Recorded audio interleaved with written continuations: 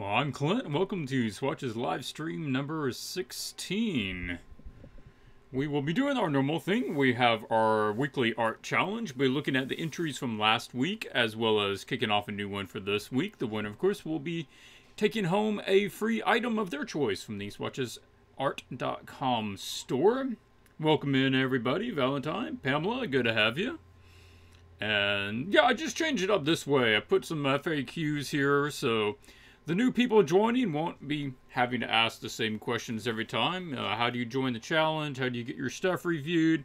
It's all right there, so you can feel free to read that or pause it if you're watching it on recording.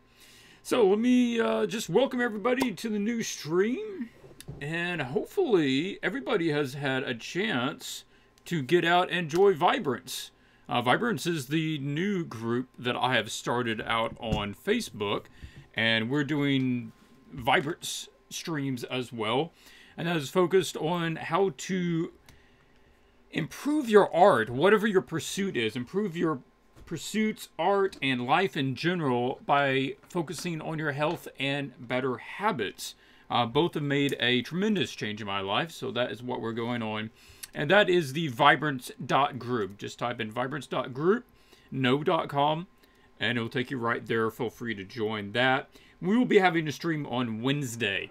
And for that stream, we're going to be going over some stuff about time management and distraction. And an idea that might help you, it has really helped me recently, cut down a lot of distraction time and get more stuff done. So, Strike, good to have you. Oni, Bronze, welcome. Vizonia, first time here. Hey, well, thanks for joining.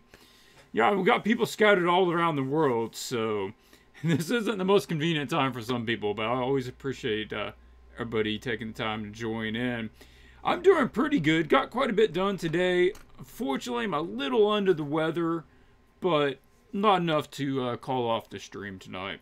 I think just some good rest and I'll be doing okay.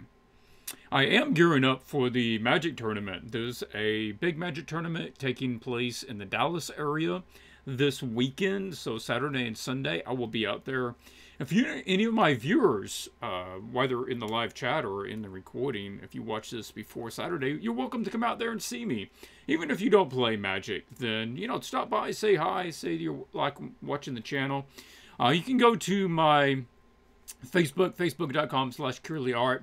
I have the address out there where you can go find the details about that. So what is this week's challenge? It has not been announced yet. I'm just going to leave a minute here for people to go ahead and come in before we start reviewing last week's entries, and then we'll start looking at the new challenge. So I'm going to just flip-flop back over to character design. There are some other things I want to do as a challenge, but I've simply not had the time to go out there properly align them and get the refs together and stuff. I have a job to make 22 Jung archetypes, psychological cards in my own style. Sounds like a good idea. I like that. Alright, Los Chamicos and Kadrasa. Kadrasa, good to see you again. Jay Welch, welcome. Happy Monday indeed. Alright, OBS, Logitech, okay. Did you finish the skeleton that you were working on for that mat? Yes, I did. Maybe I can pull that up. I have to switch to webcam to pull it up. Just a sec. It's in a folder with some other stuff that I can't just spread.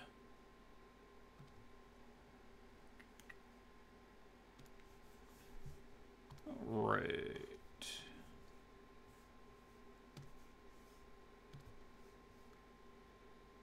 Yeah, okay, if you follow me on Twitch, which is a newer thing, I started streaming on Twitch, which is where I do some casual painting. I don't do portfolio reviews, paint overs out there, or not generally. And I started working on the Skeleton King because I needed a new image to print on playmats. And it was based on an old sketch I did at a tournament. So it was just a little ink drawing. But I finished it up. And if you want to stay up to date on like some of the new images I have released and just get more daily stuff from me, then follow me on Instagram. I try to post there about every other day.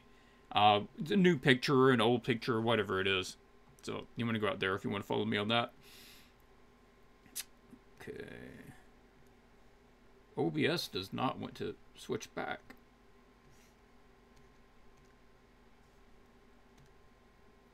Well, my computer is giving me an error on the playback for the computer. I don't know what's going on. It doesn't want to... No, I think it was something's going on with my pad. I have to recognize, I think something's actually going wrong with my pad after these many years, and it's starting to get a little flaky about when I'm holding down buttons or not. So this isn't the skeleton. This is the astronaut. I also started this one on stream and finished that one up. It's some photo bashing in there. It's some painting. Photo bashed a couple of elements for the helmet. And then painted some of it.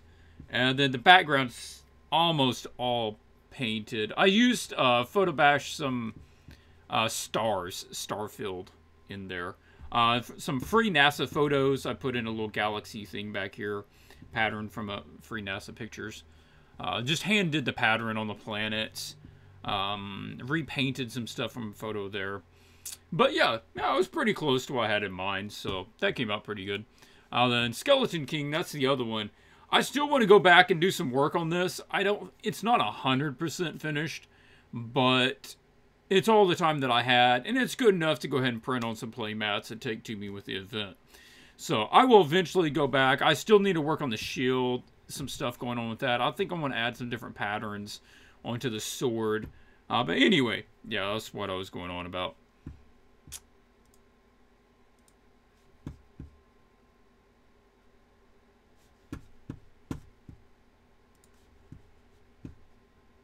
Alright, so let's go ahead and take a time here. I'm not really getting any art questions. So, let's take a look at the entries for this last week. Switch my screen back. Yeah.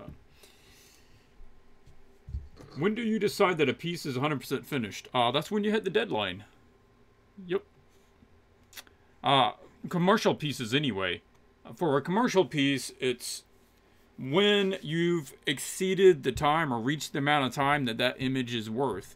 So if your daily rate is, say, $200, and that's what you should be making every single day, and you get paid $600 for the image, well, you should put 3 days into it. And then after that, you need to be working on something else. And could you be better? Well, yeah, almost every piece could be better if you spent more time on it. But it's not, and this is actually a really good point, and it's something we're talking about. It's not, is the piece as good as it can be? It's, is the piece as good as it can be within the time constraint? And that idea really came to me more talking to my brother, who's a chess player, and he plays a lot of speed chess. You have 5 minutes to make all your moves. And he was talking with me and saying, yeah, the idea of speed chess isn't always to make the best move on the board. The idea is to make the best move within 5 seconds. Because if you divide a chess game out, it averages about 40 moves. So in a 5-minute game, you're going to get about 40 moves, which breaks down about 5 seconds apiece. So if you're spending more than 5 seconds on a move, you're actually being detrimental. No matter how good that move is, it's very unlikely that with that little extra time, you're going to offset how much loss you have of the time. And so, yeah, that's, again, no, no, ignore that. Okay, yeah, go ahead. So, and the same thing with artwork. If somebody's paying you $100 for a piece, you don't want to spend 2 weeks on it. It's not worth that much time. Where on a personal piece, however, I can take as long as I want. And that's kind of what I'm doing with Skeleton King. I started that sketch, you know, and modified it, did it on Twitch, came back a couple of days later, did some more stuff on it. But, you know, I can do as much as I want, but I also have to think, you know, what's the best use of my time? Could I be putting this into something that would be better used? Would it be more fun? Would it be better for the channel? Could I end up selling it, getting more out of it? Anyway, yeah. I got an art question.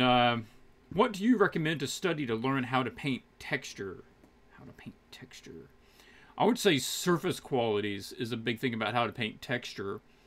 And knowing how some things, particularly you want to look at how things are matte or how things are reflective or shiny. That's a big deal about texturing. Also, how to use brush strokes in order to suggest texture without having to draw all the texture. It's like you can use brush strokes to suggest a lot of strands of hair without drawing every strand of hair.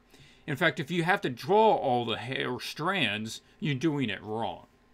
And you want to do suggestive detail, that is, get an area that is likely more to the focal point or closer to the focal point or is a focal point, and you detail that up with nice full textures, then you lessen the detail in the other areas, and your mind will automatically assume the detail is the same across all of it.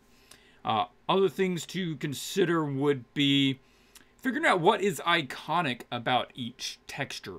Because there are certain things that in your mind get stuck about, that's what makes that look that way. Glass looks like glass because, one, we can see through it. We're talking about see-through glass anyway. And two, it maybe has bright reflections. So if you can see through it, but it doesn't have really bright reflections, like white reflections from a light, then it's not going to look like glass. It's going to maybe look like plastic, because plastic is generally more matte. It behaves differently under the lighting situation. So that's something to start looking at. Some of those qualities, that should be enough to get you going on that. It's a good question. It's worth going over. What's the average day rate for an illustrator? I think the national average income for an illustrator in the U.S. is about 40,000, 45 maybe. So if you divide that out by, 300, what would be 365, because you don't work all 365. Generally, people work about 250 days a year, so actually run that. That's a good question. Say, obviously, this is U.S. I don't know how that what the exchange rate is to wherever you are. But say the national average, and I think it's right around 40,000 is divided by 250. That's $160 a day. So, yeah. What I did to learn a bit about texturing, Sergio says, like cloth, was photo bash and paint over it a bit. It's not a bad idea. Actually, taking that a step further just as a practice, what you could do is get a piece of cloth, then essentially extend it. You're extrapolating it out. And try to do that without having to copy it in all detail. Figure out what is the iconic things about that cloth that make it look that way. All right, let's go ahead and take a look at these. We have, I didn't even count them, 2, 4, 6, 8, 10, 11. Always nice when we get at least 10. Right around 12 is a good number. So, David. Oh, yeah. If you have not watched last stream, what's going on is we had a random environment concept to work on. Everybody had a week to create their images and submit it in. And Mitch, you got it in like with 3 minutes to go. Come on, guys. Little more buffer room for me, please. But you just squeezed in. All right, so the guideline was a coastal scene that was bleak in tone. Some sort of dwellings were there, and there was a overgrowth. So that overgrowth, we were thinking probably is dead or is lifeless in some way because it is supposed to be bleak. And it could take place on Earth or it could take place on an alien terrain. So that's what everybody was going for this week. All right.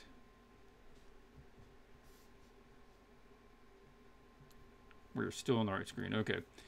The other night, I forgot to switch screens for like 15 minutes. So I'm a little cautious now. All right, so David's got this one. This looks more like an alien terrain, which is cool. We don't get a lot of those very much. I like the color ideas of a purple sky along with a green water. Because those are complementary colors. The purples and the greens are very opposite, which makes kind of a cool color scheme. And he's got, I guess these are like gas vents. I don't know if this is gas or if this is like a plant. I would like to see that clarified a little bit more. And, okay, this is an interesting concept. I like the color scheme. I like the sort of alien terrain. I like to know what these are, so clarify that for me, whether this is plant. Give me some indication of plant things going on here, or whether this is like a smoke, in which case it really needs to dissipate, you know, as it goes up.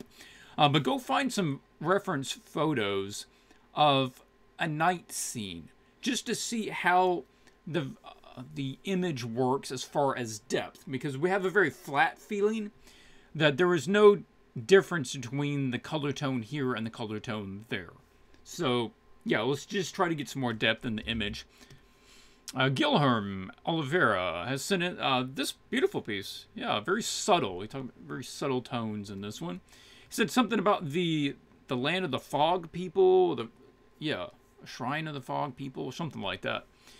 And so we got the pathway here, some little road people with some lights going down to this building, and it's all surrounded with a foggy coast. I think it's got a really good vibe to it.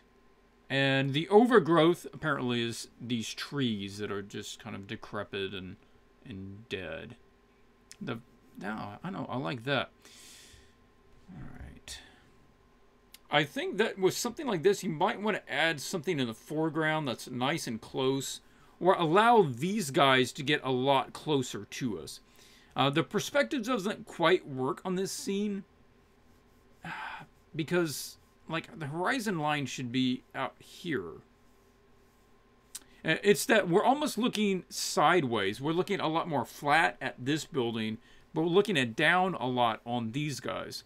So the horizon line needs to be set down there somewhere if we're looking at this view. Otherwise, this needs to be extended out a lot further in order to have the distance to match up with these guys. Yeah. But I do like the idea. The fogginess is a cool tone. It matches the bleak mood, the overgrowth of the dead trees. Putting in a couple of little figures, and then it just leads the eye out there. Good tones on that. Jacob has this guy concept. Some sort of castle fortress with these giant... I guess that's coral, right? Coral is not similar... I'm not sure. I'm not up on my underwater plants, but that's kind of what it looks like. So I think it matches. Okay, it has the coastal, it has the overgrowth, but it's not very, very bleak because we got nice sunshine down on it. So where would I suggest you go from here? Let's really work on that tone. We want to overcast the scene. We want to have probably a lot more fog, mist, and we want there to be very muted light. The bleak light is very softened out. It's being diffused by an overcast sky. So the shadows, if they exist at all, are just very diffused. So, you know, go that way. It's a pretty cool concept. Also, go look at some architectural elements. So it's like what I said before on a previous stream. You want to now go from generic to specific. Don't tell me that this is a building. Tell me this is a specific building. Don't tell me it's a plant. Show me that this is a particular plant. And I need little hallmarks to let me know what those are. So architectural elements that give it a certain flavor, a culture, or architectural style. Just go out and find some. Just add them in throughout there. Also, with this, give me some texture. What does this look, you know, what's the outside of this? Is it fleshy? Is it hard? Is it like coral where it's almost rocky, organic sort of rock? So those are the things you want to move on to after that.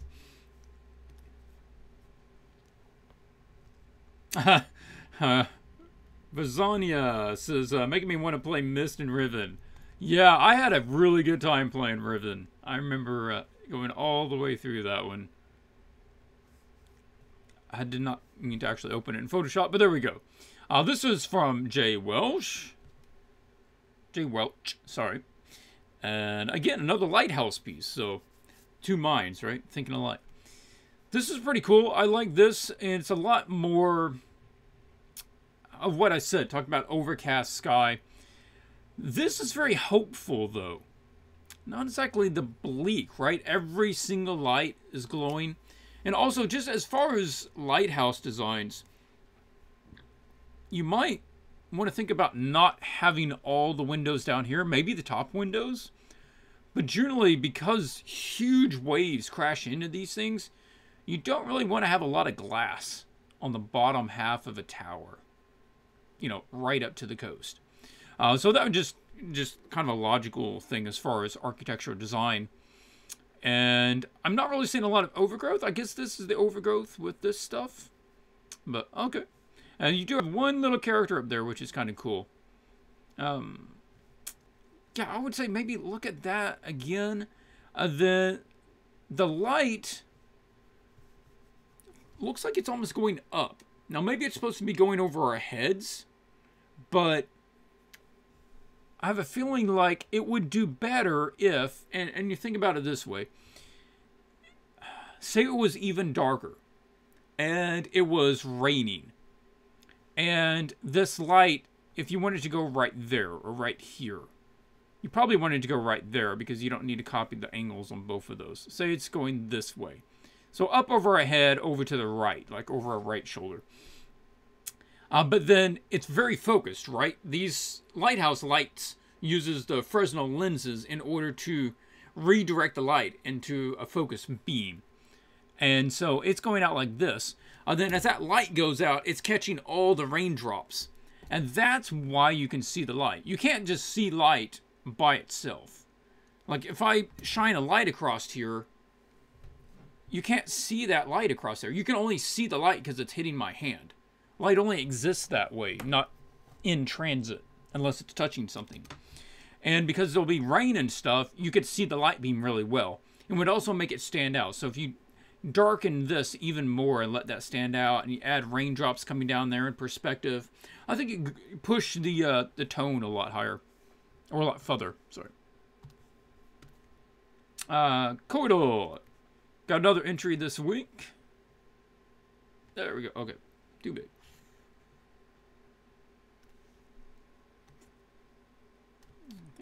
Yeah, surely that fits, because that fits right there.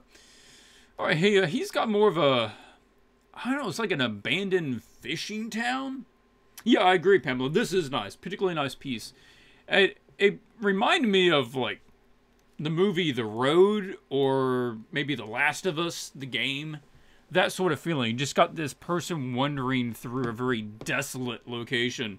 Franklin, hey, welcome. Carrie, generic art. So, yeah, okay. Let's talk about some of the things that's working here, because Koido's nailing a lot of stuff here. And that is, perspective is all working. He knows how to run his perspective, so that works. He's got a lot of little hallmarks of this scene that you would expect. He's got these kind of dead weed things that are used to being underwater. He's got mossy stuff. He's got the random rocks. These buildings look believable. They look like an old fishing village. And it's got the structures that you would expect for that. It's got the randomness that you would expect for that. And, of course, the human element. And a human element can be really good. Not just one little figure back here, but, like, putting a dude right up here. You know, this scene isn't about the guy. And that's kind of interesting, that if the guy was a lot bigger in this scene, it would be more about him. But when you have a character of this size in this scene, then it becomes about his relationship to the scene rather than the character himself. It's about how he fits in this environment, who he is in this environment, or who this environment is to him, and that relationship. The little reflections are nice, particularly like those. You totally forgot about the stream. What? That's why I sent an email out for 3,000 people. Glad you joined, though. You haven't missed that much. He could play the color a bit more blue in the background, red in the foreground. Yeah, but I think he knows what he's going for. A very muted tone. There are some other things that we could do with this and suggestions. I would need to pull it in Photoshop. I might do that a bit later. Mandalore. I do like this idea. And the tones work well in this image too. How do you get on that email list? Oh, good question.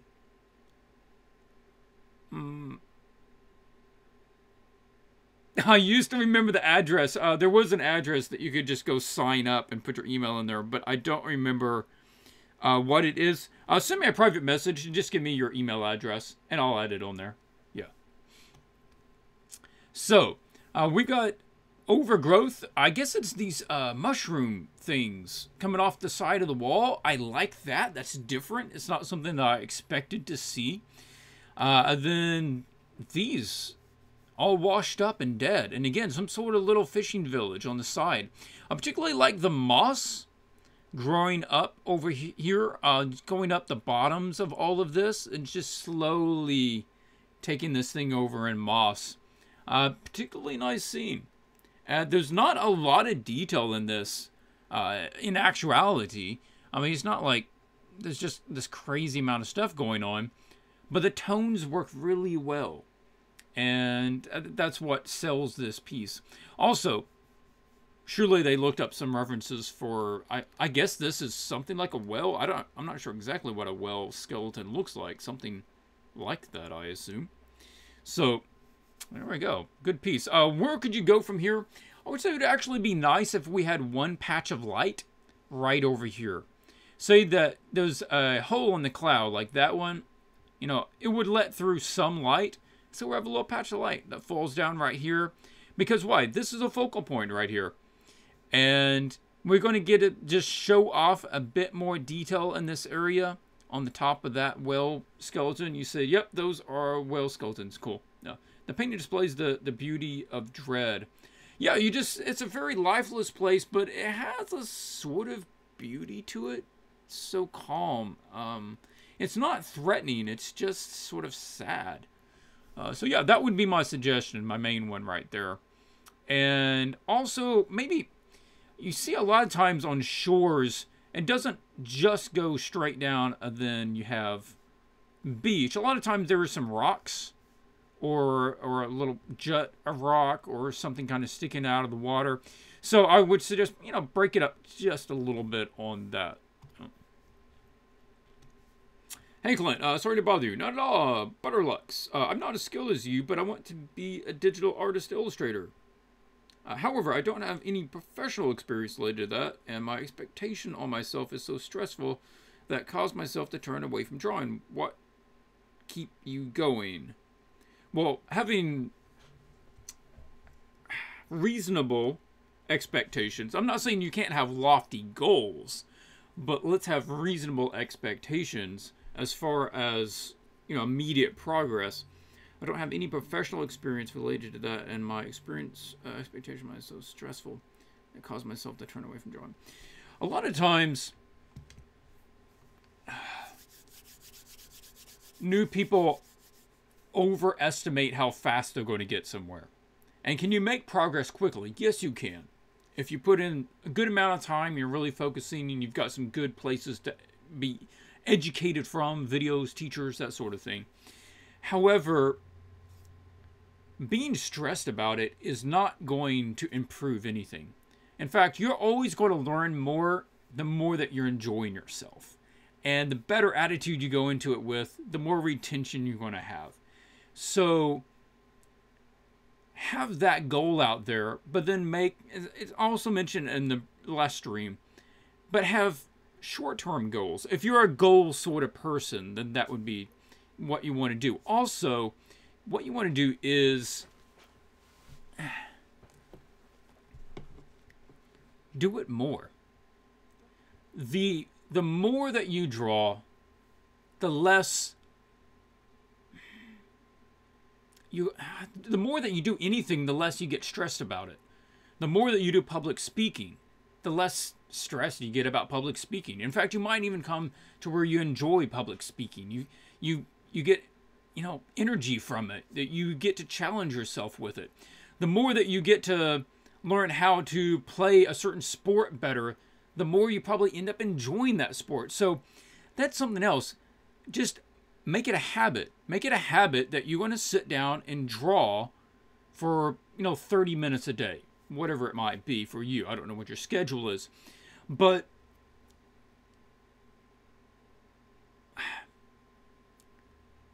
expect that you're going to fail sometimes. All right? Expect that at the beginning, it's not always going to turn out right. And if you're going to hold out for 100%, that it's going to turn out exactly the way that I want. I'm a perfectionist, and it's got to be right. It's got to be 100%.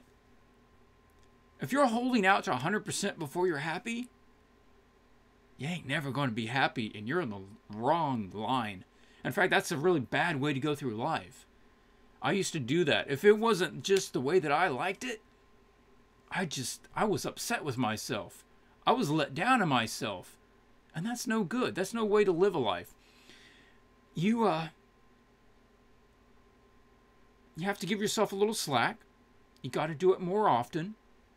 And you got to understand that in order to get better, it's not a sprint. It's a marathon. It's a lifestyle. And also make sure that you're getting feedback. You know, you can get places like me, get another teacher, get local drawing classes. A lot of community colleges offer like summer drawing classes, that sort of thing. Just get some feedback. You won't always like what they have to say, and they won't always be good teachers, but it'll keep you going.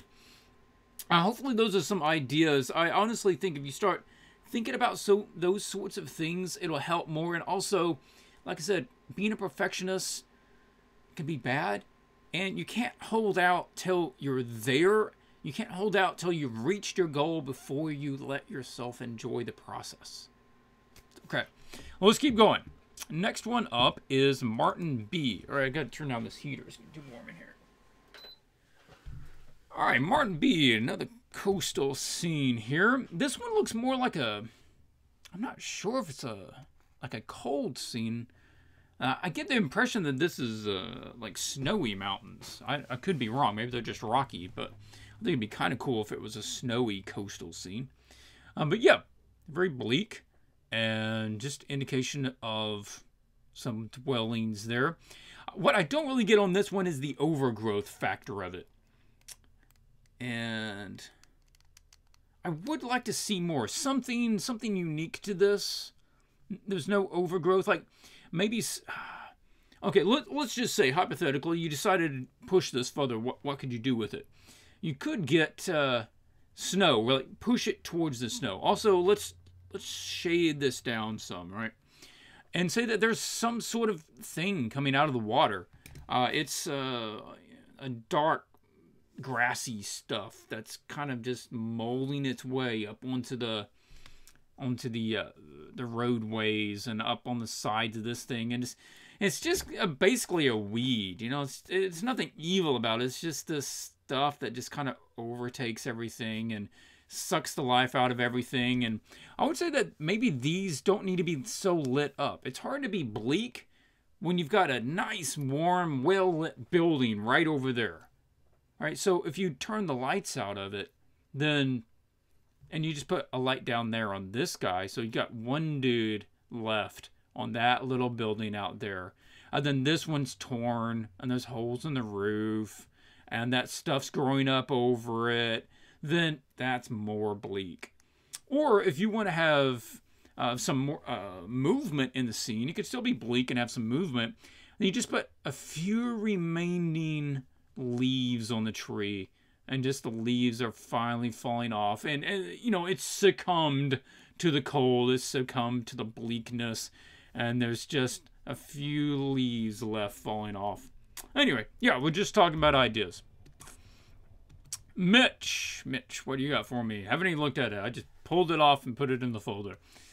All right, this is different. I like the birds, not the human element, but he's got the animal element in there. Pretty cool. All right. And boat. All right, so we got the idea that there used to be some sort of river, stream, ocean, bay, or whatever, and the water's just sort of drying up. Boats got stranded, got a little building up here. The power lines are just running off into nothing. I like this. I think this is pretty good. Again, overgrowth not really hitting here. And I think the birds are nice. I just find that the composition is perhaps too symmetrical. We've got this perfect curve all the way across like this. And that's great if our focal point is right here. And you can put your focal point right there, like somebody walking towards us. But there's just this rocky thing here. And well, you've got the natural arch in there, which is kind of interesting. It doesn't have anything beyond that. So I would think that we probably want to get like this boat and turn it maybe so it's pointing up the direction of that tree. Just so it's not perfect, like you got this sort of thing going on. As far as composition angles, or you're angling it that way.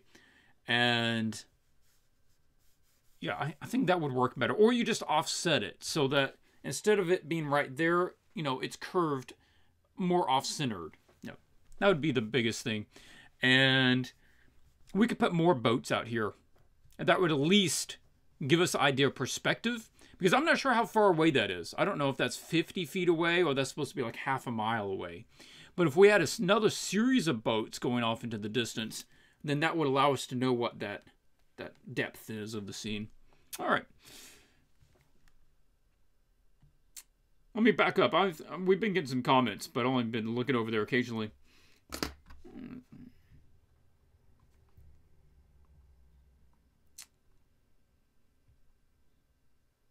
Yeah, the weekly challenges.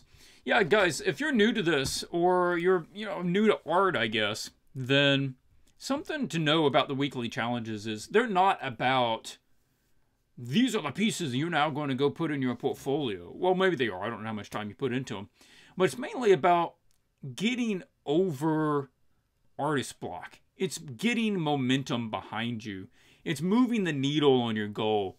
So this is where you can allow yourself to do some crappy work, or you go out and you try something, you push yourself more than you know you can really do, and then you get some feedback on it. And that's okay. That's what we're here for. This is where you can go ahead and make all those mistakes so that once you become professional, you don't have to make them there. You don't have to have that added pressure of experimenting and failing on a job that has money tied to it. And that's where it really gets more stressful.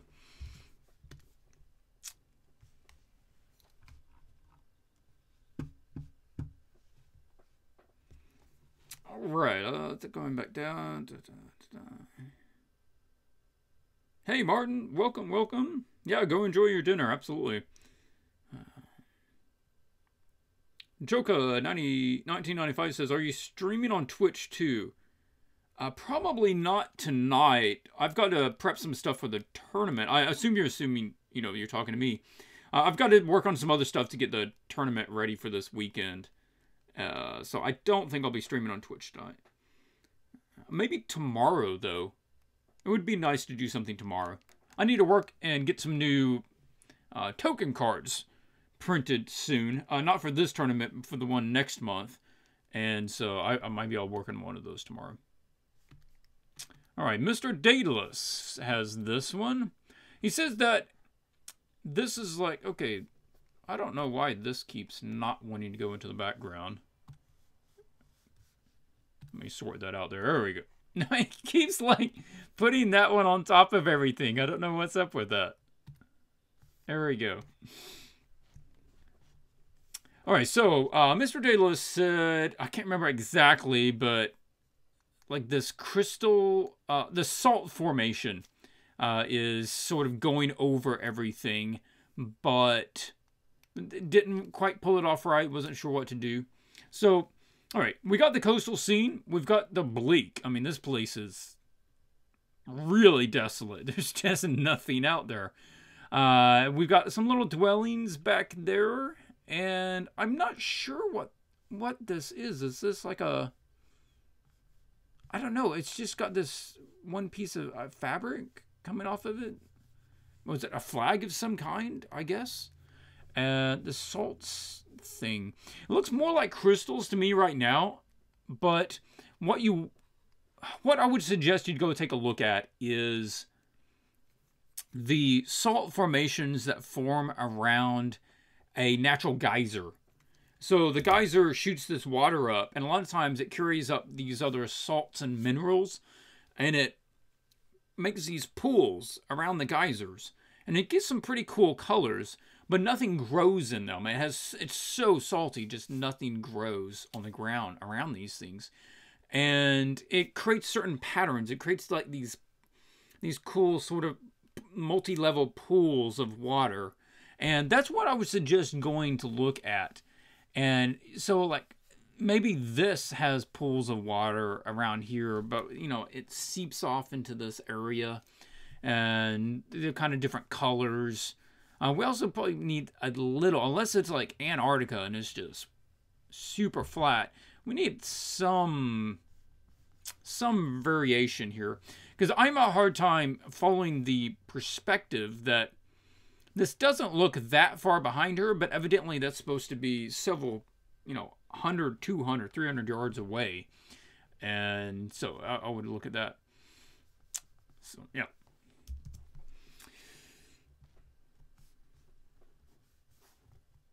All right, bring that one back up. We have Pam Perfect.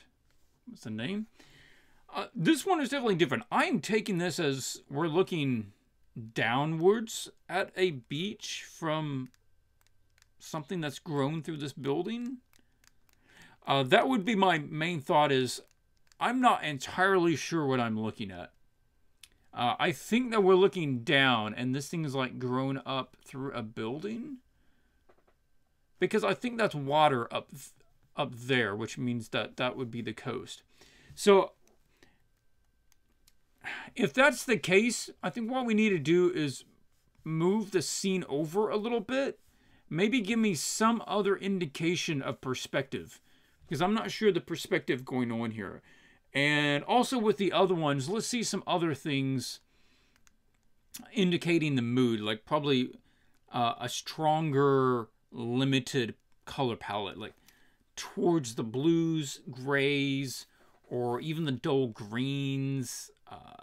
Just mute that color palette down and give me some more indication, of perspective. Give me a person, another building, a boat, or that's what we need with that. Stephen Shields. Okay, no, I didn't click on that one again. There we go.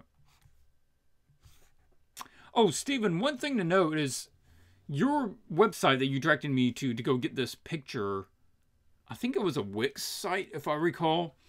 And they host their images in it's like a flash viewer. I can't actually download the image. You can't right click and download the image, and you can't click and drag the image out of your site. So all I can do is do a screen capture of your area. I'd suggest moving your gallery away from a flash-based site and just use ArtStation. Go out there and get a free ArtStation site, and where you can upload your normal JPEGs, and then people can get them. Obviously that sounds bad. People can take your images, but for at least in this purpose, it would be better. So, a couple of things going on in this scene that I like. One is it really nails the mood. It is bleak. He's gone for a very sort of blustery, wintry scene. And we've got a little lone figure out here looking over at the building. Yeah, and you notice it with this building, it shows that it's habitable by having a light on it. But it's not hopeful because it's only got like this light, a little bit of light right there. So, if I put a light here and put a light here and a light here and a light out here, then it just makes it very safe. Downtown says, hey, Clint, how's it going? It's going pretty good. Doing pretty good. And, of course, the waves look really good. Crashing up here. It's just raining like crazy. And this... I want to guess that this is a bird, a dragon. I'm not sure. So I couldn't get to a larger version of the image, and I'm not entirely sure what that is. So it looks really nice, but I'm not sure what that is. Okay. So now we're to the winner. And for this week, the ones that, oh man, the thing is, everybody goes at it a slightly different direction. Oh, you like that? Thank you, thank you. Yeah, this one's real comfy. I picked it up the other day. And I really like not being cold, so I wear it quite a bit.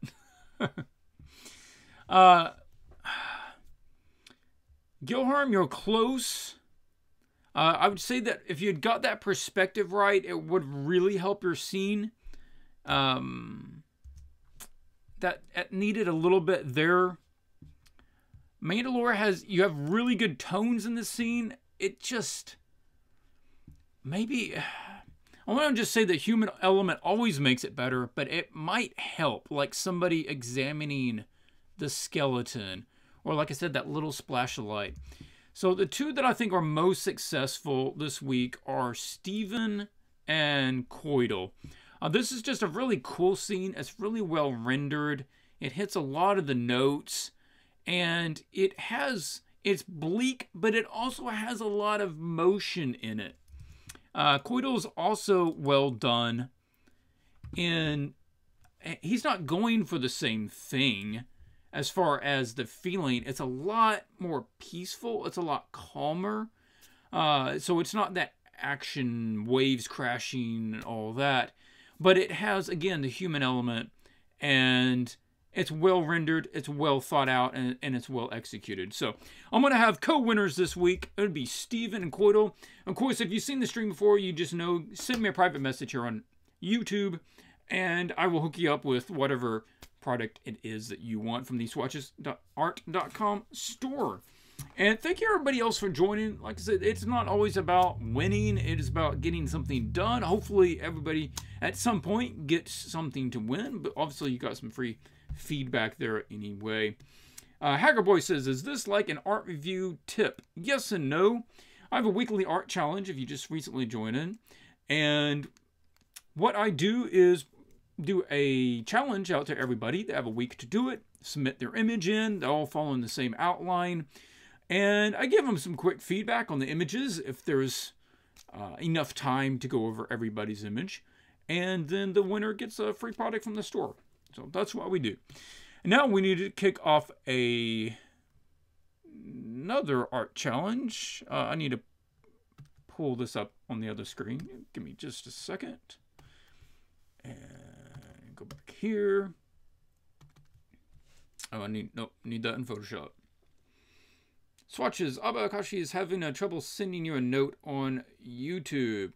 Oh, just go to Facebook. Go to my Facebook and send me a message on Facebook. That's fine. It's in the link, a description.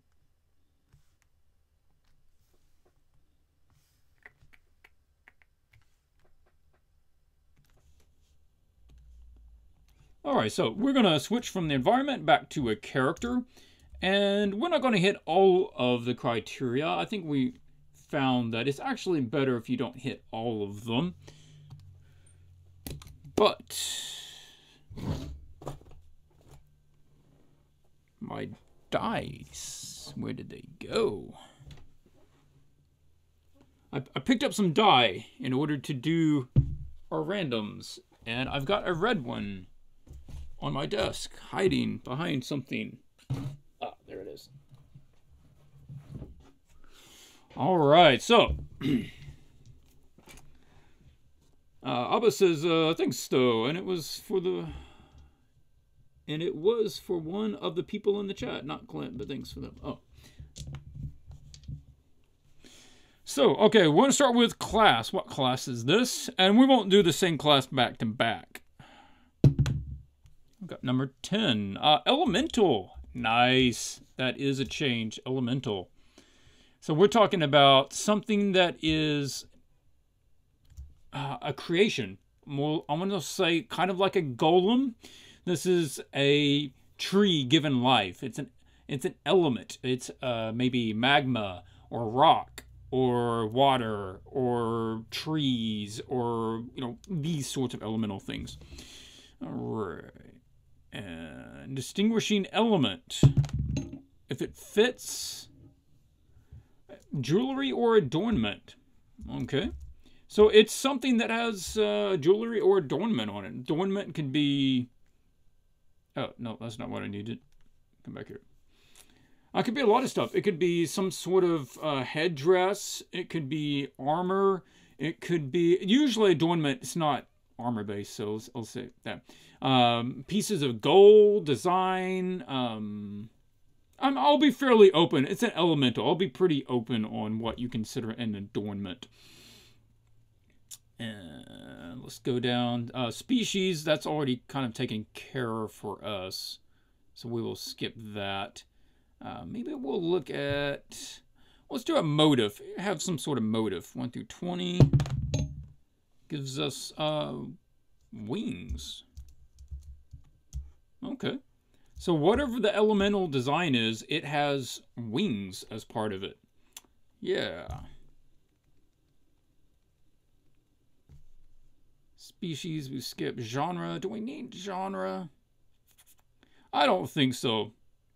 I think genre is either going to be something that fits like a fairy tale or fantasy or action, mythological, the things that you would normally see an elemental in. We don't need like a Western elemental. I don't want to get too far off. Yeah, that's enough to be going on with then. So we have elemental with some sort of distinguishing adornment or jewelry. And it is in your normal fairy tale, fantasy, action stuff. And it has wings of whatever kind. It could be, you know, if it's a water elemental, then it could have wings made of water, or leaves if it's like a tree. Or you can mix it up. It could be, you know, multiple elements all together. If it's magma, maybe it has like glowing magma wings on it with it like running down and dripping off the ends. All kinds of cool stuff on there. So that will be the outline for this week. And I've got to go open up a different file. And I'll take a look at the chat here in a second.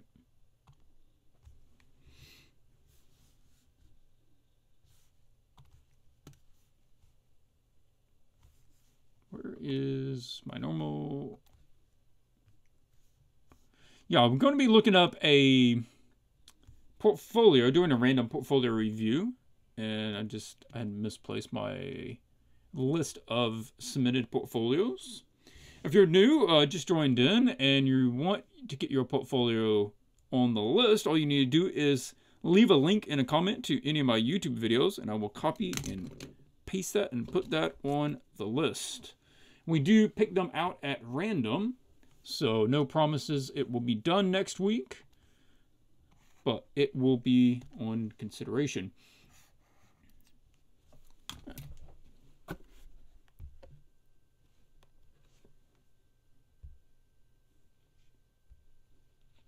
Give me random.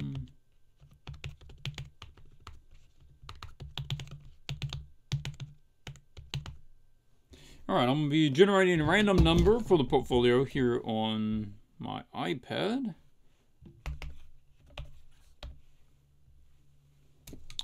Let's see what we get.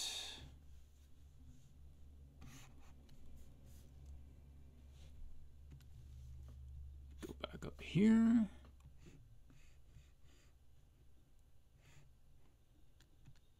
Oh yeah, that was somewhat no, can't use that one. I know that he deleted his already. Okay. Let's minimize that. Because people do occasionally delete their accounts or they move their page or whatever, and link goes inactive, I have to check it before we can go out there.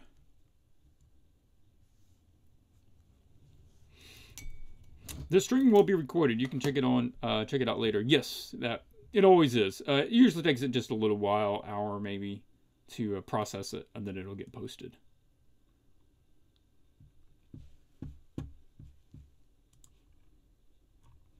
Okay, yeah, looks like this is good. So we'll switch over and take a look.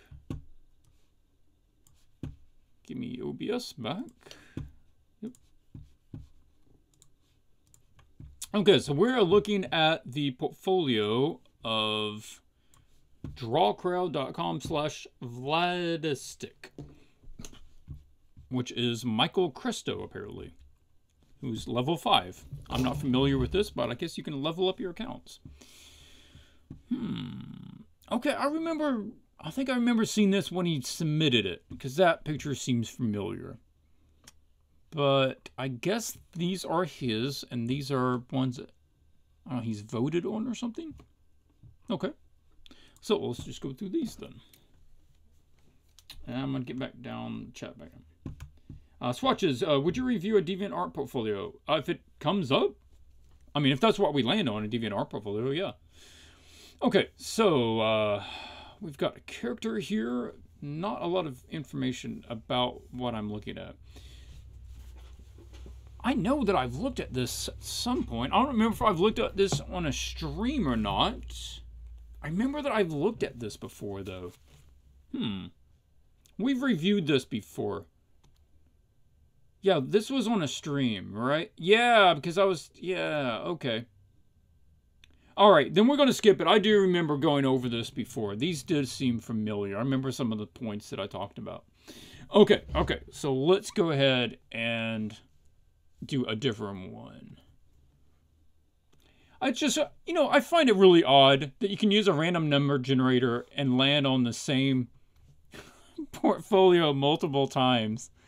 I've got over 150 on the list, and it keeps doing the same ones. Okay, I'm gonna mark that one done so we don't do that again. What else we got right here?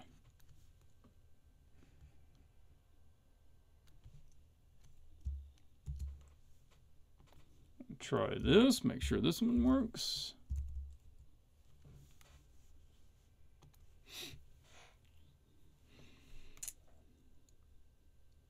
If I want to catch up your streaming, I have to wake up at 8 a.m. That's probably not a bad thing.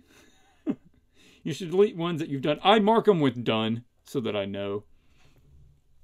Okay. Yeah, this looks okay. Let's flip over.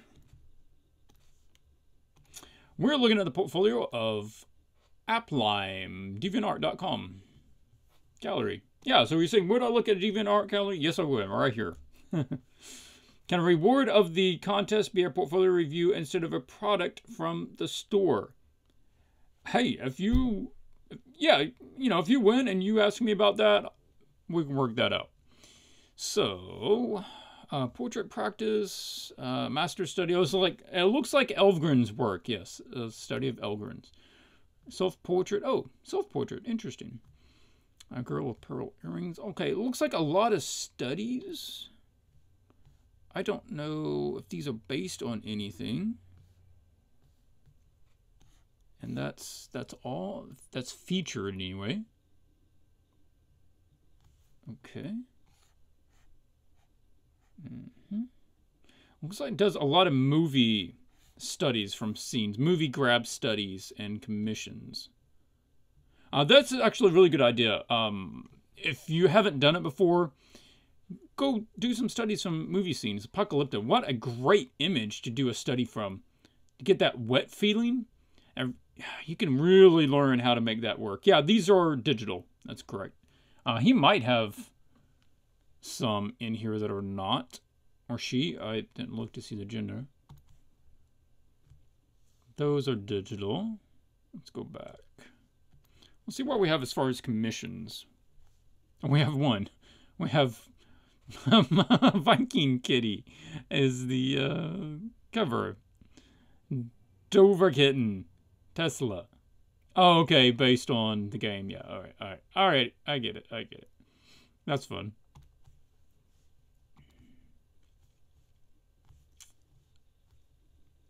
Skyrim. Yeah, I never did play that, but yeah, I knew what Dover would be.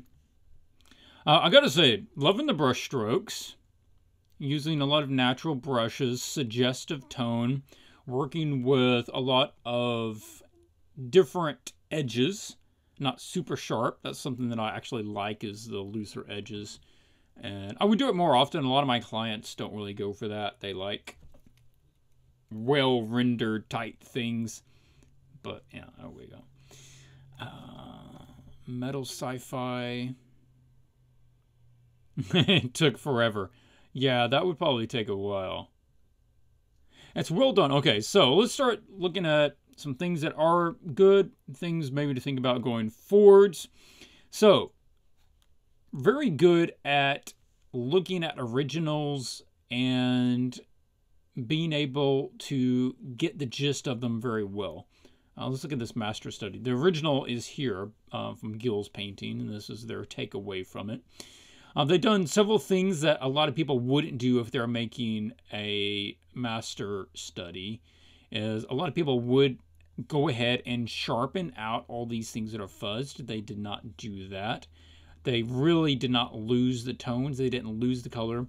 A lot of times you'll see people will diminish the color in their image from the original. But if anything, he probably brought back a little bit that was a little lost in the original photo, which is nice.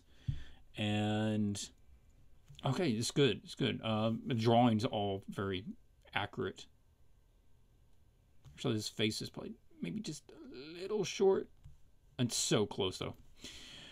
And let's see, self-portrait, nice, good brush strokes. I'm working with some patterns back here, a little design-like. Really like looking at for traditional looking digital. Yeah. Go with that. This is interesting. Yeah, he used just like this pattern to suggest fabric. Everything else is so clean. By just making that series of lines, it gives it a different visual texture. Yeah, that's well rendered. I would like to see where you can do. That's not just a takeaway from, you know, not just a takeaway from something else. And I'm usually talking to people on the other side, or I have people that like won't ever draw from reference, and then they don't capture the realism. And this person like is drawing so much from reference. You know, I'm almost curious about what they can do without it. Small thing is you almost never want to do double highlights. Even if the original shows and had two highlights, because that's the way they lit the person in the photo, you almost never want to do that. I would suggest taking out the one on the right on both eyes. Yeah. And, you know, I'm also having a hard time because I'm not sure where they're trying to go. Are they trying to be a portraitist? I'd also like to see maybe a bigger scene. That's not something we get to see here very much. How would you handle a bigger scene? Besides just a head and shoulders? Because there's a lot more compositional elements that come into play there. We'll also talk about a lot more depth in the scene. That's not something we're getting to see. And let's see, they do have some traditional art. I guess that's, okay, just that drawing piece. Okay. And the rest of these are digital, I take it. Okay. Yeah, as far as portraits going, you're killing it. This is very well done. I don't really have much to say. I particularly like your juxtaposition of the design elements and the soft and hard edges. A lot of life in the brush strokes. So what is yours though? What images are you wanting to create on your own? So I would suggest at this point, what you need to do, if you're not already, and I really can't know without spending a lot more time digging into your stuff and reading everything, is start your own series. That's kind of what you need to do at this point. You've got the skills. That's not really a question. And you've got a really cool style that I think people would love. Now find a series that you like and do them on that. And that can start becoming your intellectual property. It doesn't look like you're getting that many commissions, so instead of waiting for a project to come along, start your own project. And maybe that's, oh man, I'm trying to look at your portfolio and kind of see what your interests are. Maybe it's a series about the world of beauty.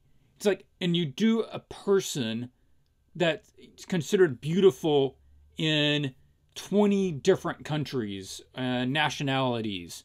And so you get to have different ethnicities in your stuff, which is something that you do quite a bit in your images. And you get to do different kinds of clothes, and each one has a different color scheme. And these are ones that you don't need to go out and find somebody who has a picture to base it on. You go hire a model and you photograph that model and you get that reference images that you need the way that you need them. And then you put one of these out every 2 weeks, every month, and you get this project going. And then when you're going to do that, these sort of projects can get a lot of people following them. And you build your audience that way. And then what happens at the end of it? You put a book together about these are the collection of images. And these are the studies that I did. And here's the work in progress that I went through on each one of them. Here's some notes about things that I learned from this piece. And you become your own brand. You start branding yourself with these ideas and with this series. And that idea actually goes for a lot of you out there that are not landing the projects that you want. You make the project. Don't wait for someone to give you a position. You make your position. If you have the skills to do that and you're not discovered, make yourself discovered. Make yourself someone by starting your own thing, owning your own property. And I think that's where you have to go from there. I'm not really going to come in here and critique the stuff. I think this is definitely your older stuff back here. I can tell that this is further back. I'm trying to see when you posted this. This is only a year and a half ago, but I can definitely tell that this stuff up here, you've got a lot better skill, and you found a particular look that is very nice. And you also might just start asking about, commissions. I don't know if you take commissions or not, but you probably get it. Anyways, whatever your project is, I think that you could get something going that people would really like and they would like to see a series of. It's also something that you might think about doing Patreon, honestly, where people just support you doing a new piece in the series every month. Go out and look at, I've mentioned him before, Peter Moorbacher with his Angelarium series. But obviously you wouldn't be doing like fantasy angels, but that idea. All right, so let's move on from that. First, I will take a look at the chat, see if you guys have questions or comments about what we're looking at here.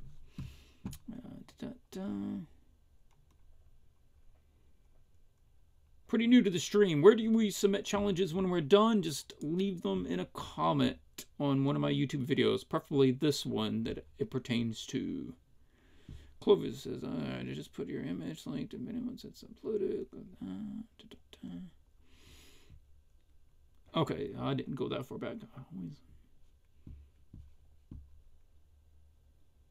Clint, tell us a little more about multi-light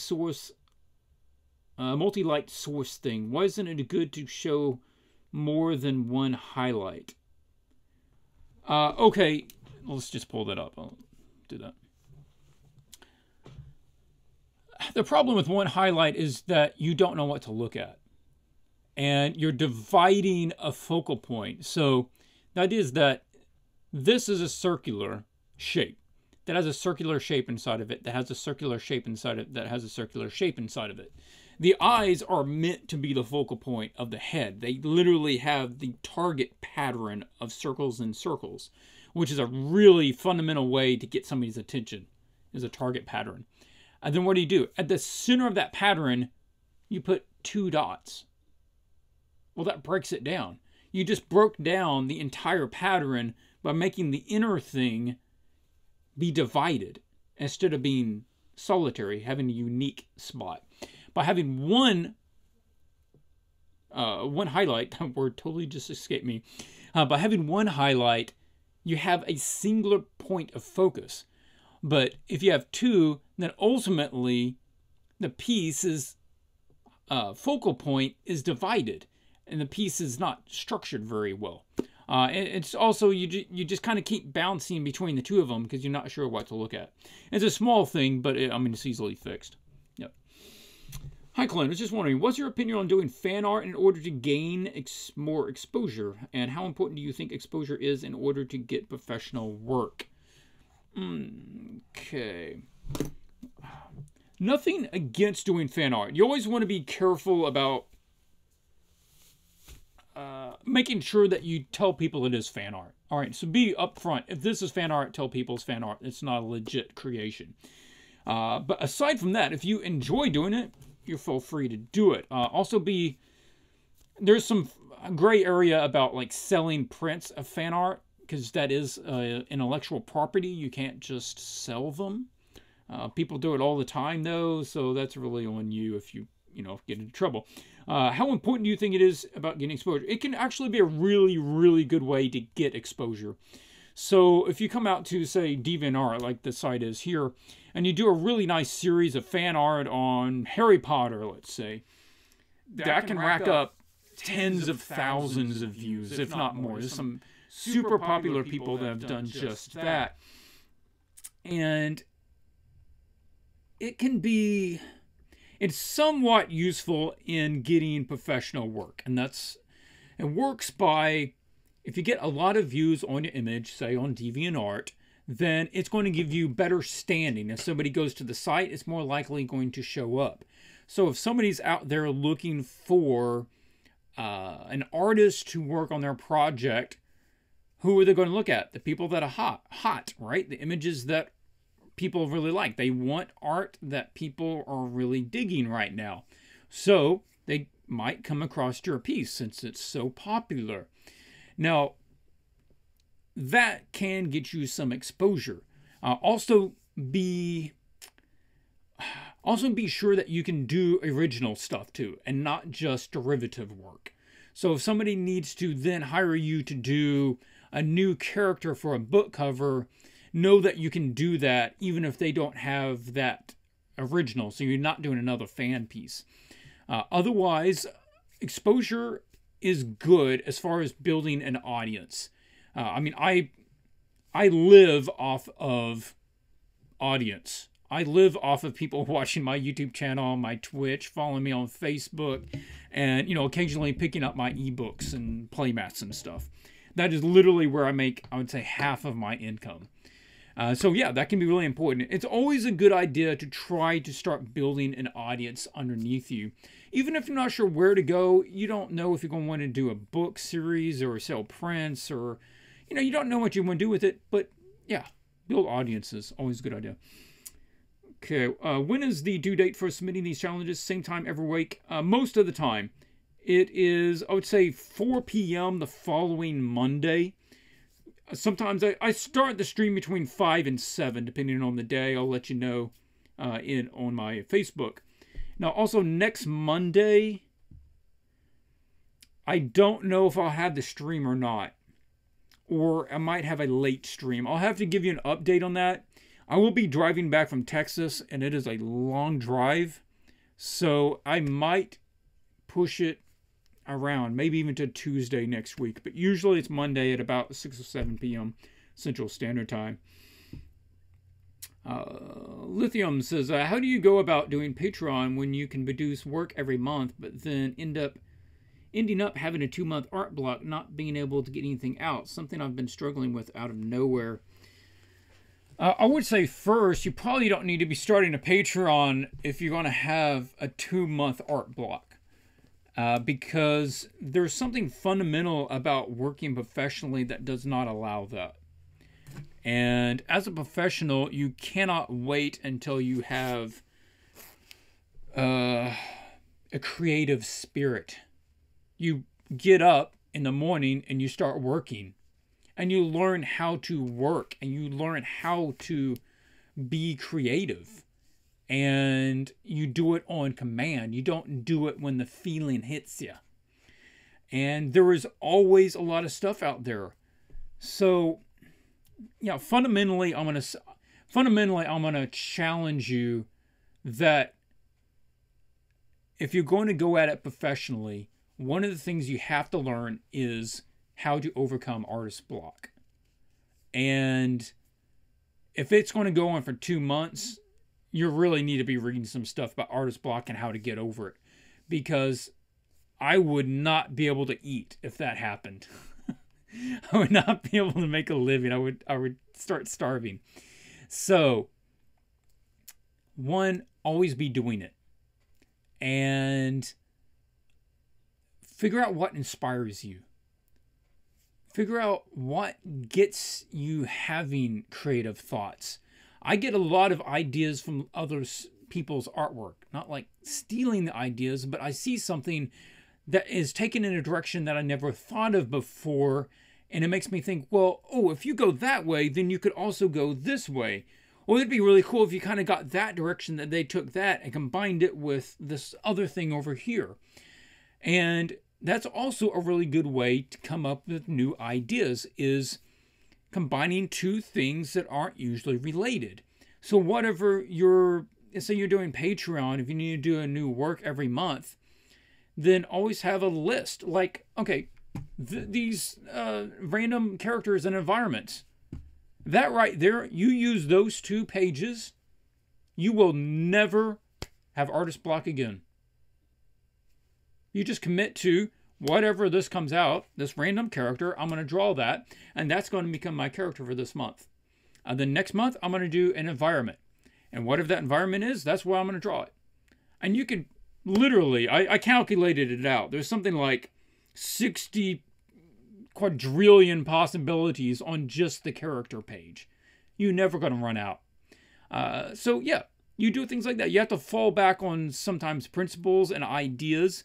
Maybe you do not have the best idea ever, but you learn how to get almost any idea and make it good. Maybe it's not great, but learning how to get a decent idea and just really doing something with it is a lot in itself. And 2, learning how to push through difficult times. When you don't come up with a great idea and you're wanting to do something, but it's not really turning out, you keep going. And it's not turning out, and you keep going. And it keeps not turning out, and you keep going. And you just keep going. And there's no image so difficult or artist block so big that if you cannot throw enough hours at it, that you will not eventually succeed. It just, that's my default. That's how I get through it. When I'm working on a piece and I cannot come up with an idea of how to solve this image for the client, it always comes to my mind, throw more hours at it. And I just have to say, well, I'm not going out this weekend, and I keep drawing. And then it gets to the end of the day and I think, well, I can't watch any, Netflix. I got to keep drawing. If I haven't found the answer, I got to keep drawing. So, okay, I've went off on that quite a bit, but I just want to challenge you on that. You've got to change your mindset. You've got to switch it from being a hobbyist mentality. A hobbyist will do something when it's convenient. A professional will do it regardless. And that's the way that you have to approach it. All right. Going back up here. Also, thanks for answering my question. You're welcome. You're welcome. Stream while driving. Oh, well, hopefully you're just listening to it and not trying to watch it. I think practicing fundamentals is what got me into art blocks in the first place, when all you can think about is accuracy and practices before. Yeah, it's true. If you're just studying and you're just doing practicing all the time, then you kind of just get, it kind of takes the life out of it for you. So I would say, practice for a while, and then do a nice big scene, a fun scene that has, characters and whatever it is that interests you. And put that into practice, not just a little study, but do big pieces. And it's actually a good recommendation is to do both. You do little studies and you do a big piece, and you do studies for a while and you do a big piece. Because doing just big pieces will tire you out because you're working on the same piece for so long.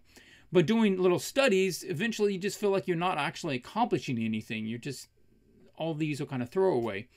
But you need to do. You need to balance the two of them. Okay. Martin says, do you have the random character environment image available for download? No, I don't. Actually, you know what? I'm gonna put that up on my Dropbox, and I will put a link in the description of this video, and I will get that to you. I'm gonna put that on the list here. Dropbox, character, and Enviro pick. All right, so that should go up a little bit after the stream, and I'll get those ready and hosted. Good point. Thanks for the answer. You're welcome. You're welcome. Never Surrender says, hi, Clint, a big hug from Argentina. Hey, appreciate that. Awesome. Argentina. Well, big hug here from Tennessee. All right, that's good. I think we covered over his stuff quite a bit, or hers. Actually, I want to jump over to their page and take a look. Was there more info out here? Female. Okay, there we go. Female from the United States. Seeing if they had anything else here. I haven't updated in about 6 months, it looks like. Her name is Julia. Appleheim is a joy. Okay. So, all right. Any other comments? I don't think we're going to do another portfolio right now. I still have stuff to get ready for. Well, I have stuff to get ready mainly for the weekend, and then also need to start working on stuff for a client, and I have the Vibrant stream coming up on Wednesday. Yeah, so it'll be Wednesday evening. I'm going to say 6 p.m. Follow me on Facebook. Actually, join the Facebook group at vibrance.group, and I will put specific information out there for that stream. And let me close that down. Mark it that we've done this one. And if you want to put some more questions in the chat, I will take those a little bit. I don't think we'll look at another portfolio, though.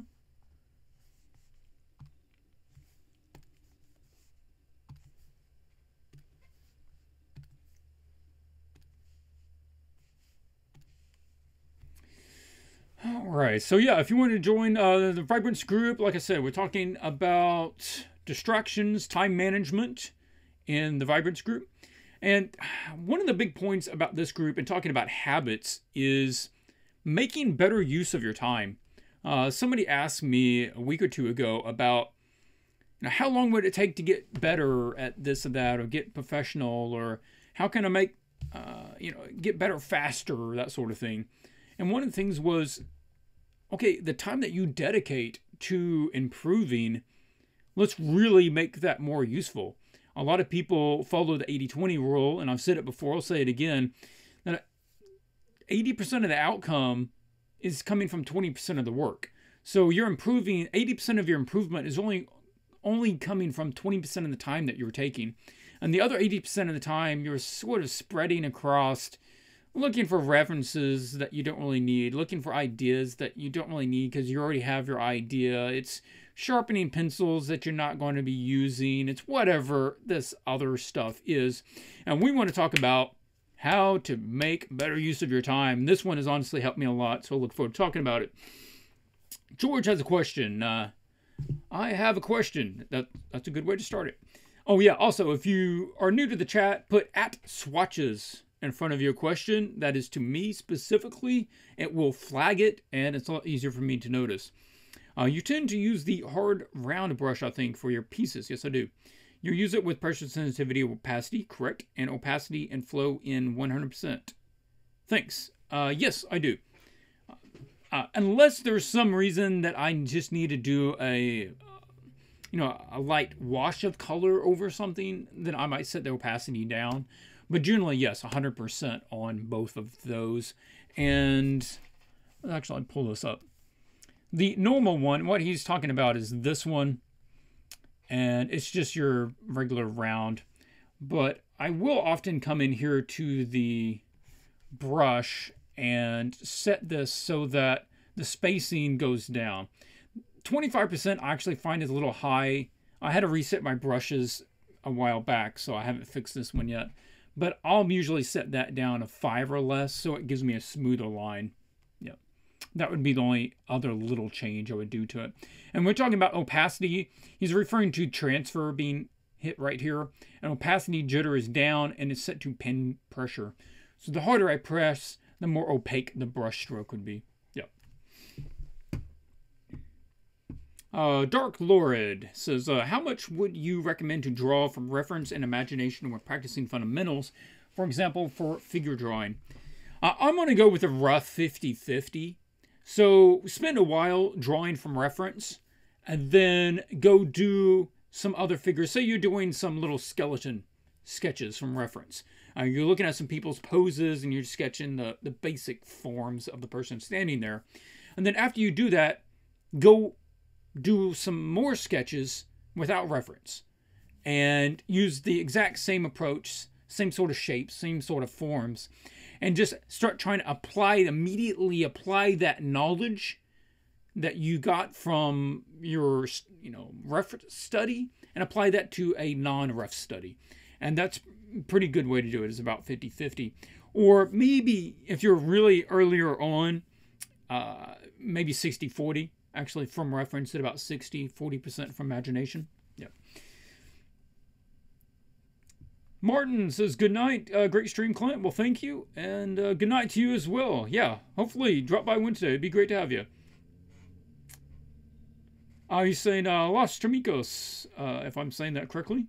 Yeah, 10,000 hours is the number that they came to that seems pretty much what it takes in order to have a mastery of something, whether that's skateboarding, drawing, playing the guitar, whatever it is. It takes right about 10,000 hours. Your brain can only make connections so quickly, and it has to make a certain number of connections in order to have a mastery of something. There is also another level beyond that, which is what you would consider a lifetime mastery, and that's about 40,000 hours. And that's where you have people that are just absolute next tier, better than everybody, legendary skills at something. Yep. George says, thank you. Oh, yeah, welcome. Pamela? Pamela just says, at Swatches. Okay. I'm not sure what that's about. Emerson, Swatches, what do you consider the steps to develop a self-art style? Just draw. You will everybody already has a style. You don't necessarily have to work for it. It's just whatever you like. You have a natural style based on the way that your hand is shaped, the way that you hold a pencil, the colors that you like, the things that you understand define your style as well. The way that you understand forms means that you will emphasize certain forms and not other forms. How much you know about anatomy will affect your style, because you will highlight certain aspects of anatomy and play down other aspects. So, yeah, there you go. It's nothing to worry about. You just draw what you like, and that will become your style. You don't necessarily have to try to change it. Side note on that is, know how to adjust your style a little bit for clients, because not all clients use the exact same look. So could I do work for Blizzard and say Hearthstone? Yeah, I could do that, but I'm not going to use the same looking art as I do for Magic. They don't ask for the same thing. So that's again why you really need to know the fundamentals, so that the fundamentals essentially staying the same. All you're doing is changing how you interpret them. Blizzard interprets them a little more this way. Magic interprets them a little more that way. Fine art interprets it a little more this way. So it's just how you're parsing that information that kind of changes. All right. So if I draw stick figures for 10,000 hours, I'm a pro. You would be a pro at drawing stick figures. Yeah. I don't know. That's probably not the best thing to become a pro at. Well, then again, have you ever seen those animations I forgot who makes them. They're on YouTube. It's a little stick figure, and he's animated, and he fights other stick figures, and he gets all these crazy weapons, and it's like the biggest one man versus 1,000 soldier battles. He's really good at drawing stick figures, and it's landed in millions of views, so maybe it's worth it. There could be something to that. Basically, you're godlike at hour 40,000. Yeah, that's where you come into somebody like, Richard Schmid, in his book, Alla Prima. The guy's, he's done this his entire life, and he has a really, really deep understanding. And he can, he paints these paintings without an underpainting. He paints these paintings by just finding a spot and starting to paint. So, the same way that, what's his name? Kim Jong? Is that right? The guy that does the inking, and he just starts drawing out from one place. And he doesn't do any preliminary drawing. He just starts inking it as he goes. And it's really amazing. Well, Richard Schmid does the same thing, but he does it with oil paints, and it's super realistic. And you don't get there without that much time put in. So, yeah.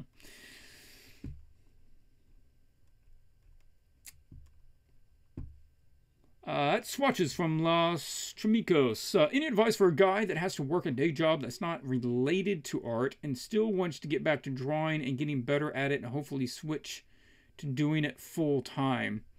Yeah, well, I was there before. My heart goes to you, having that dream and trying to fit it in around a full-time job. I was doing graphic design. It was somewhat related. But, get used to not having much of a social life. Let's start there. Let's start with saying that it takes sacrifice. And there's no way around that. There are literally only 24 hours in every day. And you can't change that. So something has to give. So when you start out, know what you're giving up to make time for it. And prepare yourself for knowing what you're going to give up. All right, so let's have some realistic expectation about how this is going to work. Also, set yourself some goals. This is really where time management comes in to play big. And that is about, you have a limited amount of time. Maybe you have 30 minutes. Maybe you have a family and stuff. You can't take 2 hours after work. Maybe you have 30 minutes after work. So we really need to know what you're going to be doing before you get there. Because if you get to your drawing time and then you start having to figure out what you're going to do, you're wasting your drawing time. That needs to be figured out ahead of time. So I would suggest maybe once a week, Sunday, you have some time off. You take a little time and you plan out what you're going to get done that week for art. What are your goals? What studies are you going to do? What books are you going to read? What videos are you going to watch? Make a little plan for yourself for each 30-minute block on those 5 days a week. Then know what you're going to do. That will really help. Also, you might want to think about doing like courses. All right. This is where somebody has already come in and set up what you need to learn in what order, and it will be a better use of your time in a lot of cases than you just trying to figure it out on your own. So consider that, and that way you immediately know where you're picking up. You have a steady rhythm about what you're getting through. Or if you want to, if you're still working on the fundamentals, just go through the fundamentals. You pick up a book on each one. So I want to start by shapes and forms. Go get a book about drawing forms, understanding forms, and copy the illustrations, read the book, or, do whatever exercises are in there. And then move to the next one. I want to know more about shading. All right, so pick up a book on shading, watch a video on shading. Okay, so that's some ideas. I think that would help giving yourself a plan going forwards so you don't waste your time when you finally get that time. And 2, finding a course maybe to follow, or you can do it on your own. Just map it out so you know where you're going. Give yourself some goals, and also give yourself some rewards. If I hit my goal this week, I get to go get a steak next Sunday. you know, give yourself some little progress there. Good question, good question. All right, Lithium says, I'd like to meet you in person. You seem like a really fun dude to hang out with. I am a fun dude to hang out with. I'm glad that you noticed. Yeah, I'll be doing some Magic tournaments. That's the only things I'm committed for right now this year. If they do Spectrum Live again, then I should be there this year as well. I will be putting the tournaments. Let's see, I'm going to... Obviously, the Dallas Open Magic Tournament this weekend. And there is a Atlanta Magic Open in the next couple of months. And I will be there. I will also be Dallas again. I believe that's in March. And I think they're having Spectrum Live again this year. It's usually in, I want to say May. Is that right? Maybe May? Could be off on that. And that's in usually Kansas City. So I should be there as well. But yeah, I'll put it out there. Yeah, it'd be nice to meet up with people. Maybe I'll find another art event and we can just have a Swatches Vibrance group meetup. That'd be great. Swatches, if you mean the animator versus animation videos where a guy's stick figure comes to life, I think that's Alan Becker. No, I don't think that's it. Somebody else. I don't remember what his name was. Yeah, Zhao's stick fight. That sounds closer. Cynics is the one that did all those stick figures. Yeah, they're fun. Good animation, good ideas. Let's see. I hope you can visit Argentina someday. It'd be great. Honestly, if I could have a reason to, I'd be open to it. Like if there was a big Magic tournament going on down there, or art event, or yeah, aside from that, because those sort of things I could actually write off it on business expense, and it makes it a little easier. But no, we'll see. We'll see. At Swatches, if you mean the animator, okay, yeah, somebody just read. Yep. You strongly recommend Mark Burnett's art school. Yeah, that is something to look at. My Story Space Night, my Space Art, sorry. I strongly recommend Mark Burnett. Mark Burnett is...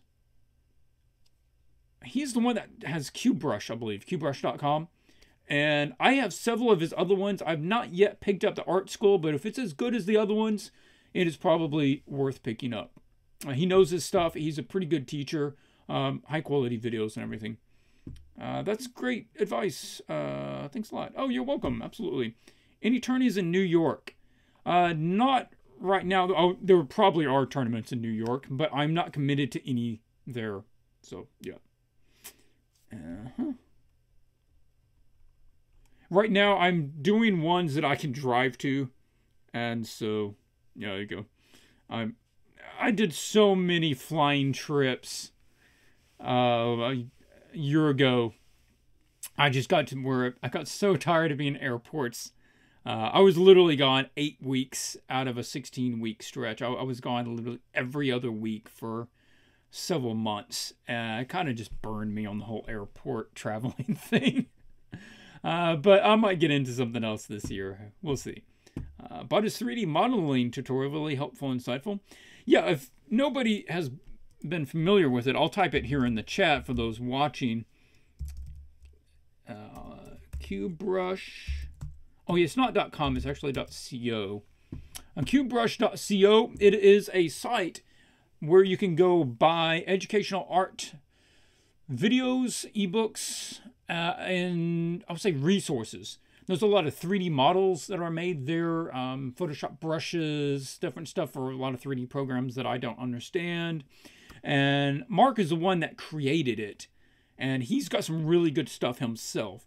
And also, if you get one of Mark's products, you will get on his email list where he often will send out major coupon deals, like 40% off your entire order sort of thing. So it's worth at least picking up one, even if you want to pick up more later, because you can get good deals on those. Stickman Fight Spice. I don't remember. It's been years since I watched it. Just go watch all the Stickman Fight videos. Yeah. Hey, Clint, do you use any other software besides Photoshop?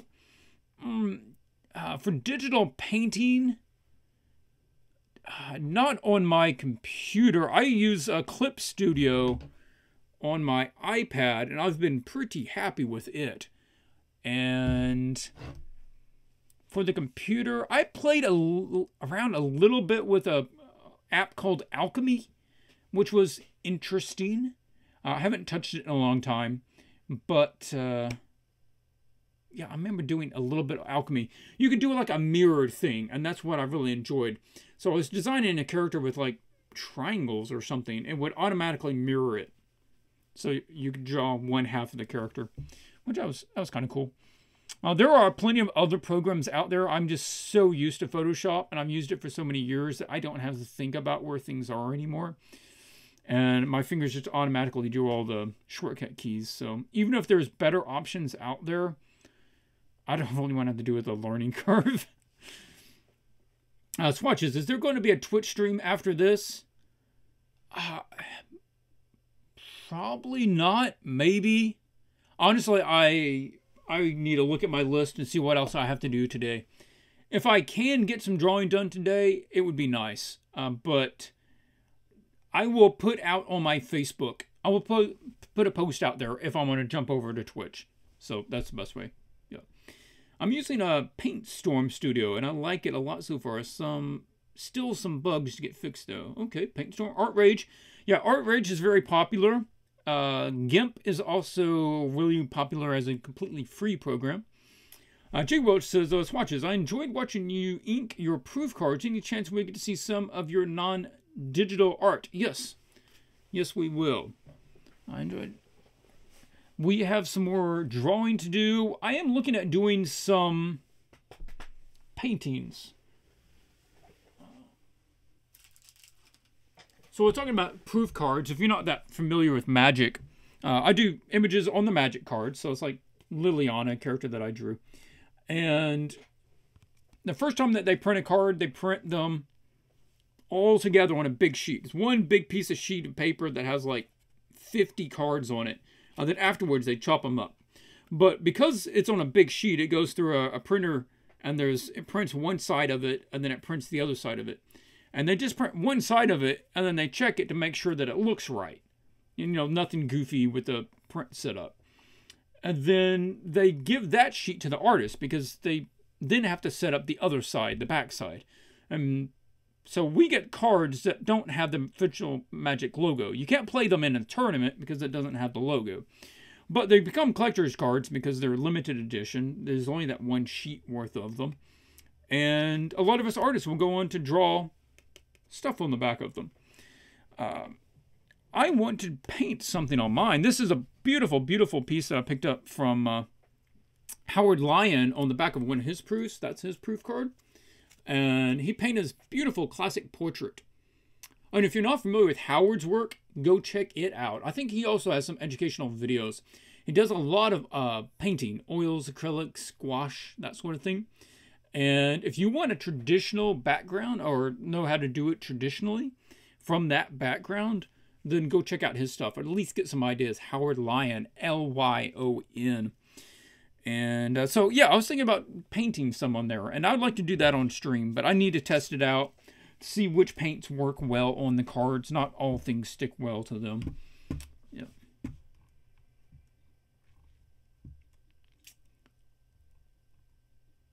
Lost Chimiko says, okay, I have to run. Thanks for all the help. Have a good bun. Have a good week. Hey, you too. Yeah, I look forward to you submitting something for this week. And the character challenge. Yeah. Paint on live stream. Yeah, that's the idea. I think it'd be fun. First time on live stream. I love all of your videos. Question, can you do a tutorial on hair drawing or painting and clothes or fabric? Yeah, I could. That's actually a good suggestion. I can add that on the list.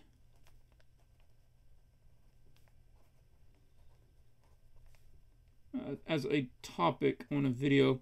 Or that could also be something I go over on the live stream where I can do some painting going on and you can just watch it and I can talk through it. The other night I did one on painting grass. So that would be the same sort of vein. We can't see because of the shrine from the light. Can't see it. There is a shrine on it. Alright, I'm not sure what you guys are talking about.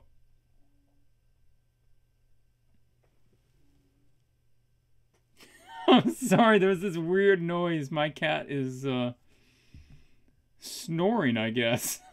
She never snores. Oh, wow. It's an odd sound.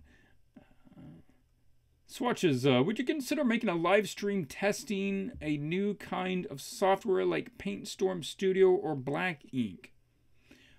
That's also not a bad idea. Let's see. PaintStorm and Black Ink. The thing about doing that on stream is there's always a learning curve. Like, I'm not going to show the full ability of this program if I just got into it, because I won't even know where everything is, and I won't be putting it together correctly. But it might be, it might be amusing to watch. That's what I could think of. It could be entertaining. Oh, okay, I see what you're saying. You couldn't see what was on the back of the card because of the light. Let's see, maybe I can pull it out. Maybe you can get it out of here without messing with it. And if it can focus on that or not. Yeah. Closed tutorial would be great. Drapery is such a hard topic. There are some really good, easy, short tutorials on drawing fabrics and drapery and folds. You want to look at those on Tumblr, Pinterest, those sort of boards. There are some people that have made some fantastic little ones that I've saved them onto my own computer just for quick reference. And so just look up drawing drapery, drawing fabric, drawing folds on Pinterest and on Tumblr, and you're going to find some good little things that they just hit the highlights. They really boil it down into a couple of principles that if you can remember those principles, then it'll help you render stuff a lot better. Browser crashed. Oh, that's too bad. Well, you got back up here. You're good. PaintStorm is a very good piece of software. I can certainly recommend it. Yeah, I had not really heard of PaintStorm, but apparently quite a few of you people are using it. PaintStorm is a nice brush engine. Okay. Well, oh, is it a free or is it purchased? Do you know? It's probably not going to be that much anyway. I mean, most of them keep them pretty, not free, but very cheap. Yeah, 20 bucks is fine. I mean, I pay 10 bucks a month for Photoshop. That's Swatches. Before you go, review the challenge parameters one more time, please. Oh yeah, the challenge parameters should be right here. Yeah, so this is the parameter. We're doing a character design, and it is a elemental. So we're talking about some sort of water, earth, rock, magma, vines, smoke, wind, combination of these things. Maybe it's an elemental that can be made out of mushrooms, or it can be made out of seaweed, or it can be made out of coral. Any natural thing that takes on a semi-human or animal form. It doesn't have to have 2 arms, 2 legs. You could have, almost be horse-like in its nature. Or we have a distinguishing element, which is jewelry or adornment. Maybe it has, maybe it's some sort of, semi-deity, and it's got like a gold mantle around it. And it should be something, not just a little, oh, it's got a little gold band on it. No, this is a distinguishing element. This is when you look at this character, this is one of the things that makes this character this character. This is how you would identify it over other similar characters. And it is in any of these genres: fairy tale, fable, fantasy, action, adventure, mythological, any of that. Fantasy, medieval is sort of the outline there. And it has wings. Now the motif doesn't, and the motif could be a little broad. It could have the design of wings on it, or it could have literal wings. The wings probably need to be elemental in nature as well. If it is a plant-based elemental, maybe it has giant leaves that fan out like leaves. If it's water, maybe it's a spray of water that's in jets that looks like that. So you can take that a couple of different directions. Costs like $20. Yeah, I got yours for 10. Yeah, 10 or 20 bucks is fine. I don't have any problem dropping that for a program. How can I send you my portfolio for your review paint over sessions? Just leave a link to your portfolio in one of my YouTube videos and say, hey, I'd like to add this for portfolio consideration. They're chosen at random, so maybe next week you get to see it. Maybe not. How about a section where we analyze master paintings with focus on composition? Composition, we will be going over composition on the next, well, not the next one. The next fundamental video will be anatomy and proportions, but maybe composition after that. Composition video. I'm also having to go over composition, slowly working on my ebook on mood, and composition is one of the 10 defining factors on creating a mood for a scene. So I have been researching some stuff on it already. Okay, well, it's about time to wrap up this stream. We are already right about 2 hours in. Where did OBS go? There we go.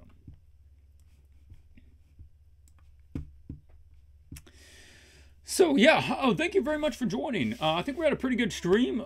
Got to look at a cool gallery, great submissions, and we have 78 people watching the stream right now. Why don't you guys all enter the contest? I keep getting like a dozen people entering the contest and like 75 people join in to watch. Everybody that watches this needs to do a little image. It could be simple. It doesn't have to be great. This is just practice, right? This is where you do your little stuff and you bring it in next week and we talk about it. All right, this isn't professional stuff. Don't worry about whether it's your best thing or not. So, yeah, like I said, come join Vibrance and we will talk about the stuff on Wednesday. Join the group at vibrance.group. We will be doing more stuff on the Facebook group as well. Oh, yeah, I did forget to mention, there was something about the Facebook group. We are doing weekly challenges out on the Facebook group as well. And those are habit and health based. Now, this week, what we were doing is setting timers for 45 minutes every time that we're stationary. So if you're stationary sitting at a computer or at your easel, wherever you're, sitting at, for 45 minutes, you have to get up. You have to get up, you have to walk around, maybe you do some push-ups, maybe you do some stretches, just take a loop around the building. Whatever it is, you get up, you move around a little bit, you get the muscle going, the blood going, and you break that sedentary life. And you look up the health benefits of that. It's really good to get up and move around a little bit, at least once an hour. That's why we said 45 minutes. So we've been using our phones to set timers. We've been setting it on our computers. I've been using Alexa, and other people have been using Cortana or Siri just to set audible reminders and have it remind us. So those are great. We'll be setting a new challenge on Wednesday, and hope everybody will join in on that. Now, I've got some ideas of what we can do with the challenge too going forwards. I want to discuss it with you, so I hope you join in. All right, 2 hours watching streams. Yep. All right, so we'll end it up there. Thanks again, and until I see you next time, keep drawing.